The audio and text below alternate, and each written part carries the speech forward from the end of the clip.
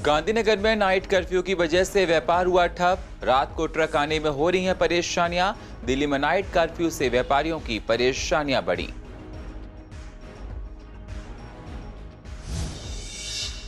बढ़ते कोरोना केसों पर प्रशासन सजग।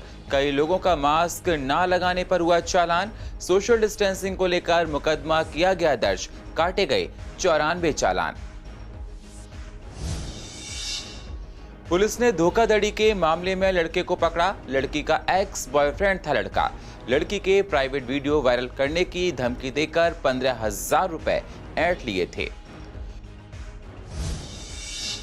कोरोना पहुंचा शादरा के डीसीपी ऑफिस। डीसीपी 1 को हुआ कोरोना। अपने आप को किया होम क्वारंटीन। कोरोना को लेकर बढ़ते जा रहे हैं सारी एहतियात। और जगतपुरी चंदू पार्क में सड़क का पहाड़ जैसा हाल। बदहाल सड़क से इलाके के लोग परेशान। कुछ दिन पहले सीवर के लिए खोदी गई थी सड़क। विधायक नहीं दे रहे ध्यान। नमस्कार, स्वागत है आप सभी का सीसीएन में। मैं हूं आपके साथ सुनील चौहान। अब करते हैं बुलेटिन की शुरुआत तमाम महत्वपूर्ण खबरों के साथ। दिल्ली में बढ़ते कोरोना के केस को देखते हुए रात को 10 बजे से लेकर सुबह 5 बजे तक नाइट कर्फ्यू लगा है, जिसकी वजह से लोगों को परेशानियां उठानी पड़ रही हैं। पूर्व दिल्ली के गांधीनगर के व्यापारियों पर नाइट कर्फ्यू का असर पड़ा है। व्यापारियों का कहना है कि रात के समय में हमारे ट्रक सामान लेकर आते हैं, जिससे लोगों को आने जाने में परेशानियां उठानी पड़ती हैं। जो लोग ट्रक लेकर आते हैं और जो लेबर है, व्यापारियों का नुकसान हो रहा है। दुकानें जल्दी बंद हो रही हैं। लेबर भी कर्फ्यू की वजह से जल्दी घर चले जाते हैं। कोरोना ने व्यापारियों का जीना मुश्किल कर दिया है।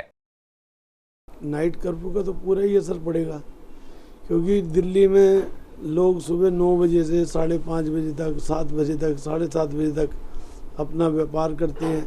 कर्मचारी अपनी सर्विस और नौकरी पे अपना नौकरी करते हैं, और उसके बाद अगर ये कर्फ्यू जैसे उनको टाइम मिल जाता है कि शाम को सब्जी वगैरह लेके अपने घर जाना या घर की ज़रूरतों का सामान लेके जाना, तो अब वो चीज़ तो नहीं रहेगी। फैक्ट्री वालों को फैक्ट्री जल्दी बंद करनी पड़ेगी, दुकानदारों को दुकानें जल्दी बंद करनी पड़ेगी, कर्मचारी बजाय सामान खरीदने के अपने घर की तरफ को भागेगा।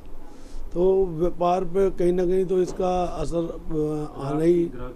ग्राहकी तो अभी ख़त्म होगी, क्योंकि नाइट कर्फ्यू होने की वजह से जो दिल्ली से बाहर का, दिल्ली में जो लाखों व्यापारी सुबह आता है शाम को चला जाता है, अब वो रात को उसको रुकने की प्रॉब्लम हो गई।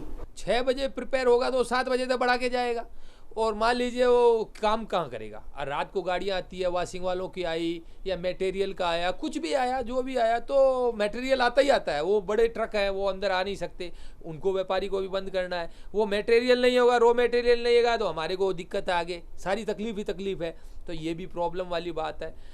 तो प्रॉब्लम तो है व्यापार में। और आप देख सकते हो जाके कि रोडें जो है अभी खाली होने लगे। व्यापारी आना ही नहीं चाहता कोई, क्योंकि उसको मीडिया में जो दिखेगा वो बोलेगा। क्योंकि व्यापारी कैसे आएगा, वो डरा हुआ है बेचारा कि रोड खाली है, पता नहीं वहाँ काम होगा कि नहीं होगा, कुछ मिलेगा कि नहीं मिलेगा।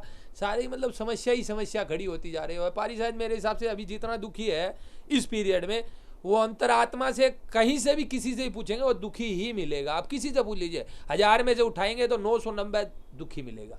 भाई साहब बहुत परेशानी हो रही है हमारे को, और हमारी जितनी लेबर है सारी भगने लग रही है गांव की तरफ। और यहाँ तो काम धंधे सारी पेमेंट वगैरह सबकी दिक्कत हो रही है, हमारे को बहुत परेशानी हो रही है। इससे तो लगता है कि हमारा काम धंधा चौपट हुआ जा रहा है। बिल्कुल हमारा काम रहता था, रात को 8 बजे तक लेबर काम करती थी हमारे पास। अब वो क्या करती है, अब तो 6 बजे से जाना शुरू हो जाती है हमारे पास लेबर। और ना तो वो कहती है भाई साहब हम तो जा रहे हैं, हमें दूर जाना है, दूर दूर से आती है लेबर हमारे पास सारी। नाइट कर्फ्यू से हमारे आने जाने वाले लेबर हैं, उनको आने जाने में दिक्कत होती है।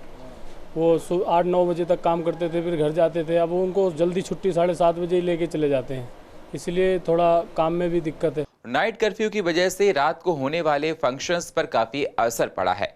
सीसीएन की रिपोर्टर वंदना कश्यप कैंत ने गीता कॉलोनी में जाकर बैंकेट हॉल मालिकों से बात की, तो उन्होंने कहा कि रात में होने वाले फंक्शंस बंद हो गए हैं। लोगों को परेशानी हो रही है। कुछ लोग दिन में फंक्शन कर रहे हैं, कुछ ने फंक्शंस को आगे बढ़ा दिया है, मतलब एक्सटेंड कर दिया है।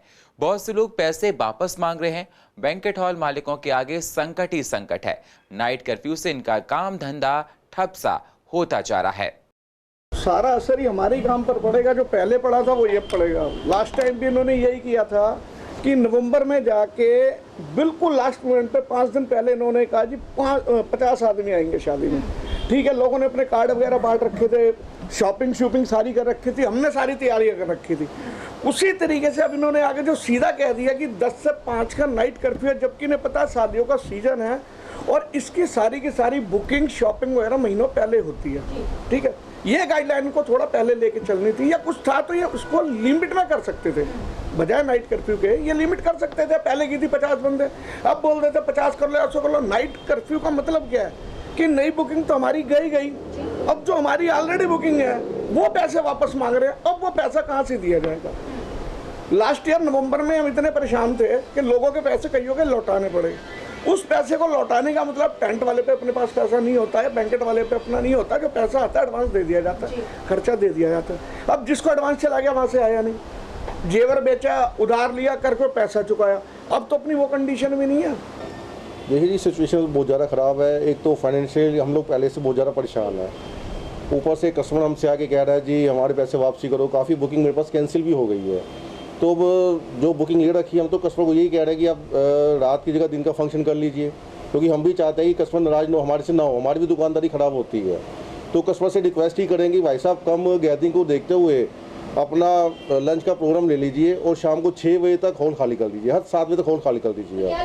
देखिए जी, अब कस्टमर भी बेचारा मजबूर है, जिसके कार्ड बढ़ चुके हैं वो भी मजबूरी के अंदर दिन में प्रोग्राम करेगा। बाकी उम्मीद तो है कि 80% कस्टमर मान जाएगा, क्योंकि बाकी 20% नहीं मानेगा तो उसको वापसी पैसे करेंगे हम। सिचुएशन ऐसी बन गई है, जो मेहंदी रात है वो दिन में कैसे करेगा, मेहंदी रात दिन में कैसे करेगा ये बताइए आप। जो मेरे पास मेहंदी रात बुक है, दिन में तो कोई नहीं करेगा मेहंदी रात। मेहंदी रात का मतलब नाइट एंजॉय नहीं करेंगे लोग बाग, बिल्कुल खत्म है एंजॉय। पैसा मांग रहे हैं, जबरदस्ती लड़ाई कर रहे हैं, कपड़े फाड़ रहे हैं आके, क्या करें, शटर बंद करके घर जाना पड़ेगा। नुकसान कितना हो रहा है? नुकसान तो लाखों का ही हो रहा है, कपड़े फाड़ के घर जाना पड़ेगा शटर नीचे करके। नहीं, उम्मीद तो नहीं लगाई थी, मना किया गया था कि नहीं होगा, अचानक से लगा दिए। जो बाहर की शादियां थी वो भी कैंसिल हो गए सारे काम। दिल्ली में लगातार कोरोना के मामले बढ़ते जा रहे हैं, जिसके मद्देनजर प्रशासन भी सख्ती बरत रहा है। फिर वह मास्क को लेकर चालान हो या फिर सोशल डिस्टेंसिंग को लेकर किए गए चालान, पुलिस प्रशासन सख्ती दिखाते हुए कोई कसर नहीं छोड़ रहा है। एडिशनल डीसीपी 2 निशांत के मुताबिक गीता कॉलोनी में एक सोशल डिस्टेंसिंग को लेकर मुकदमा दर्ज किया गया था, जिसमें 94 चालान काटे गए। बढ़ते कोरोना को देखते हुए अभियान लगातार जारी है।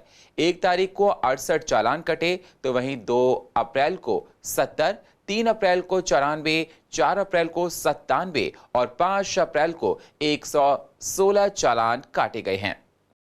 3 तारीखों में 94 चालान काटे हैं, 94 चालान कटे हैं, जिसके अंदर spitting, non wearing of mask और सोशल डिस्टेंसिंग सब इंक्लूडेड है। इसके बाद ये ड्राइव दिल्ली पुलिस की लगातार चल रही है, क्योंकि कोविड के केसेस में लगातार इजाफा हो रहा है और सरकार भी बहुत ज़्यादा एक्टिव है इस चीज़ को लेके, जो कि आज आपको दिख रहा होगा। जिस तरह से लॉकडाउन लगाया गया है तो कोविड को लेके सभी लोग सीरियस हैं। 1 तारीख को हमने 68 चालान काटे थे, 2 को 70, 3 को 94, 4 को 97 और 5 तारीख को 116 चालान काटे गए हैं। तो लगातार चालानों की संख्या में वृद्धि हुई है और चालान सभी तरह पे हैं। पब्लिक में जो लोग थूक रहे हैं, मास्क नहीं पहन रहे हैं या सोशल डिस्टेंसिंग का वॉयलेशन है, उन सब पे चालान कट रहे हैं। इसके अलावा मुकदमे भी दर्ज किए गए हैं। जो बैंक्वेट हॉल्स हैं जहाँ पे सोशल गैदरिंग्स हो रही हैं, मगर सोशल डिस्टेंसिंग को फॉलो नहीं कर रहे हैं। कल की तारीख में ही हमने 3 चालान काटे हैं, 2 रेस्टोरेंट आनंद विहार में और 1 बैंक्वेट हॉल गीता कॉलोनी में, जहां पे सोशल डिस्टेंसिंग को फॉलो नहीं किया जा रहा था। शादरा पुलिस उपायुक्त कार्यालय एक बार फिर से कोरोना संक्रमण की चपेट में आ गया है। जिले के पुलिस उपायुक्त आर साथिया सुंदरम और अतिरिक्त पुलिस उपायुक्त गुगलू लोथ अमृथा कोरोना संक्रमित पाए गए हैं। हल्के लक्षण आने के बाद दोनों ने जब अपना टेस्ट करवाया तो पॉजिटिव निकले। रिपोर्ट आते ही दोनों ने खुद को अपने आप को आइसोलेट कर लिया। खुद पुलिस उपायुक्त ने इसकी पुष्टि की है। उन्होंने अपने संपर्क में आए सभी पुलिसकर्मियों से जांच कराकर आइसोलेशन में रहने की सलाह दी है। पुलिस उपायुक्त आर साथिया सुंदरम ने बताया कि वह क्वारंटीन रहकर ड्यूटी कर रहे हैं। जिले के पुलिस अधिकारियों के साथ वीडियो कॉन्फ्रेंसिंग के जरिए बातचीत हो रही है। बीमारी के साथ इन्होंने पूरे जिले पर नजर बनाई हुई है। उपायुक्त ने लोगों से कहा कि कोरोना से डरने की जरूरत नहीं है। सोशल मीडिया स्टॉकर ने एक लड़की के प्राइवेट वीडियो वायरल करने की धमकी देकर 15,000 रुपए ऐंठ लिए। आरोपी फिर से 15,000 की डिमांड करने लगा तो पीड़िता ने सीमापुरी थाने में शिकायत दी है। शादरा जिले की साइबर सेल ने मामले की तफ्तीश कर आरोपी को धर दबोच पकड़ लिया है। वह पीड़ित लड़की का एक्स बॉयफ्रेंड निकला है। पहचान पुरानी दिल्ली के शुभम शर्मा के तौर पर हुई है। इसके पास से 3 मोबाइल, 4 सिम कार्ड और प्राइवेट वीडियो वाली पेन ड्राइव मिली है। एडिशनल डीसीपी 2 निशांत गुप्ता ने बताया कि सीमापुरी थाने में शिकायत देते हुए लड़की ने आरोप लगाया कि कोई उसकी प्राइवेट वीडियो और फोटो का इस्तेमाल कर उसे ब्लैकमेल कर रहा है। वैसे उसे 15,000 रुपए दे चुकी है, लेकिन आरोपी फिर से पैसे की डिमांड कर रहा है। आरोपी ने उसकी फेसबुक आईडी भी हैक कर ली है। ब्लैकमेलर ने फिर से वर्चुअल नंबर से पैसे की डिमांड की तो साइबर सेल ने लड़की के बॉयफ्रेंड के नंबर को खंगाला है। पुलिस ने ब्लैकमेल कर रहे शुभम शर्मा को दबोच लिया, जो दिल्ली 6 के गली आर्य समाज न्यू बिल्डिंग का रहने वाला है। कुछ दिन पहले एक लड़की ने हमारे पास कंप्लेन कर दी थी साइबर सेल के अंदर कि उसको किसी बाहर के नंबर से, विदेशी नंबर से व्हाट्सएप पे कॉल्स आ रही हैं और मैसेजेस आ रहे हैं। उसको धमकी दी जा रही है कि मैंने आपकी फेसबुक प्रोफाइल को हैक कर लिया है और उसके अंदर आपके प्राइवेट पर्सनल जो फ़ोटो और वीडियो हैं वो मैंने डाउनलोड कर लिए हैं, और अगर आपने मुझे पैसे नहीं दिए तो ये फ़ोटो वीडियो मैं आपके और जो लड़का है जो उसका एक्स बॉयफ्रेंड है उन दोनों की फैमिलीज़ के साथ शेयर कर दूँगा। लड़की ने ये चीज़ अपने जो एक्स बॉयफ्रेंड है शुभम, उससे डिस्कस करी और ये दोनों साथ में ही आके पुलिस के साथ कंप्लेंट करी इन्होंने कि भाई इस तरह की हमें थ्रेटनिंग आ रही है। ये इससे पहले भी इन लोगों ने किया था। इसने नंबर से उसको जब धमकी आई थी तो इसने शुभम के हाथों 15,000 रुपये भिजवाए थे, जो शुभम ने अलग अलग जगहों पे धमकी देने वाले को डिलीवर किए थे। फिर जब ये मैटर पुलिस की संज्ञान में आ जाता है तो पुलिस ने इस पर अपना टेक्निकल इन्वेस्टिगेशन चालू किया। हमने रेलिवेंट जो अथॉरिटीज़ हैं उनसे डेटा मंगाया, आईपी डिटेल्स मंगाई। इनको जब हमने कंपेयर किया तो हमें पता चला कि शुभम ही वो आदमी है जो कि लड़की को ब्लैकमेल कर रहा है, और टेक्निकल एविडेंस के बेसिस पे शुभम को अरेस्ट किया गया। जीटीबी हॉस्पिटल को एक बार फिर से कोविड डेडिकेटेड अस्पताल किया जा चुका है। जीटीबी हॉस्पिटल में कोविड के लिए 500 बेड की सुविधा की गई है। इसके बाद स्वामी दयानंद अस्पताल में मरीजों पर कितना लोड इसका बढ़ेगा, इसका जायजा लिया हमारे संवाददाता ने। तो डॉक्टर्स का कहना था कि अभी ज्यादा लोगों को पता नहीं है कि जीटीबी हॉस्पिटल कोविड हॉस्पिटल बन गया है, और कोरोना के जिस तरीके मामले बढ़ रहे हैं लोग हॉस्पिटल की तरफ भी कम आ रहे हैं। बावजूद इसके गायनिक डिपार्टमेंट में भीड़ बढ़ने की संभावना बहुत ज्यादा है। पिछली बार भी जिस समय जीटीबी अस्पताल को पूर्णतः कोविड बनाया गया था उस टाइम कोविड की स्थिति काफ़ी ख़राब थी।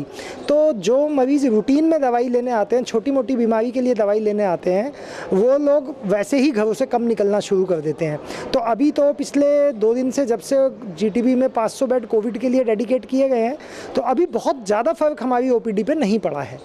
तो सर खासकर गाइनिंग में बहुत फ़र्क पड़ता है क्योंकि जीटीबी का गाइनिंग भी जी बस यही एक विभाग ऐसा है, क्योंकि देखिए जो आदमी गरीब आदमी है जो प्राइवेट में अपना इलाज नहीं करा सकता, सरकारी अस्पताल में मान लीजिए डिलीवरी के लिए पेशेंट वहाँ पे बुक कराया हुआ है और अब ऐसे में वो कोविड हो गया तो फिर वो जो लोड है वो हमारे ऊपर शिफ्ट हो जाता है, तो उसका तो ज़रूर फ़र्क पड़ता है थोड़ा सा।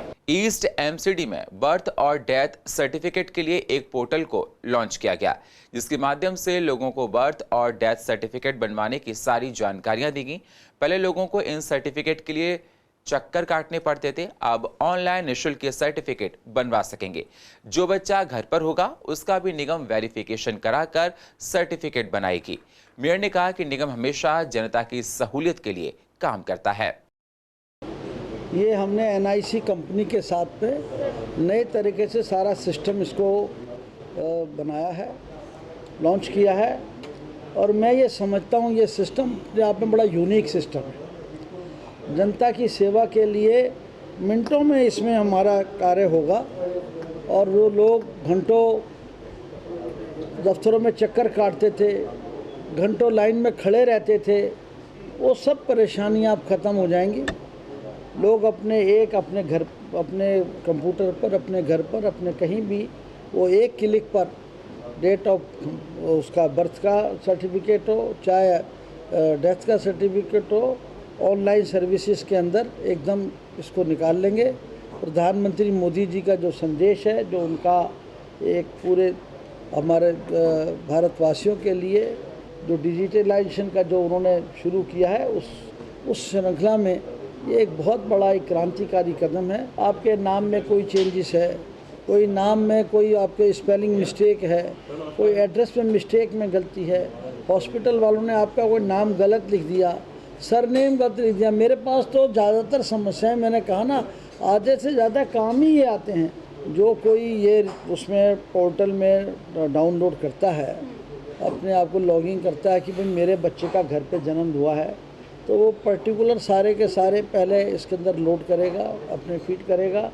उसके बाद में वो हमारी फिजिकल वेरिफिकेशन रहेगी, वो हमारा ऑफिसर जाएगा और वो जा कर के उस घर पे जा कर के उसको वेरीफाई करेगा, तब जा कर के उसको हम उसको देंगे। ईस्ट एमसीडी अब खुद अपने कर्मचारियों का प्रमोशन कर सकेगा, साथ ही कर्मचारियों की भर्ती भी कर सकेगा।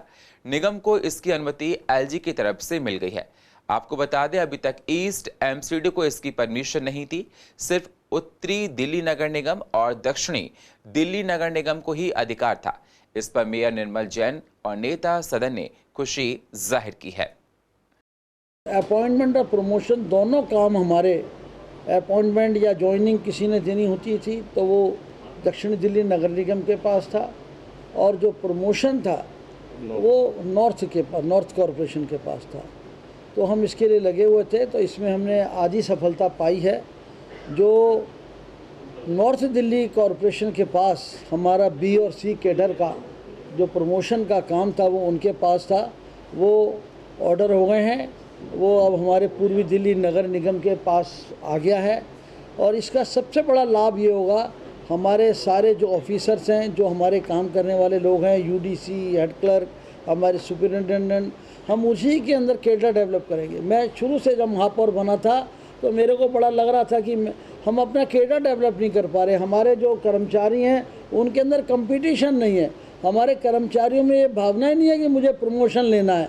तो अब ये जो सी और डी का और सी और बी का हमने जो ये प्रमोशन हमारे पास आने से हमारे कर्मचारियों के टेस्ट होंगे, उनकी डीपीसी हम कर सकते हैं और उसके आधार पर हम उनको आगे प्रमोशन दे सकते हैं। हम लोग पिछले 3-4 साल से हमारी जो पॉलिटिकल विंग है उस पर काम कर रही थी, और हमने एलजी साहब को इसके बारे में पत्र भी लिखा है।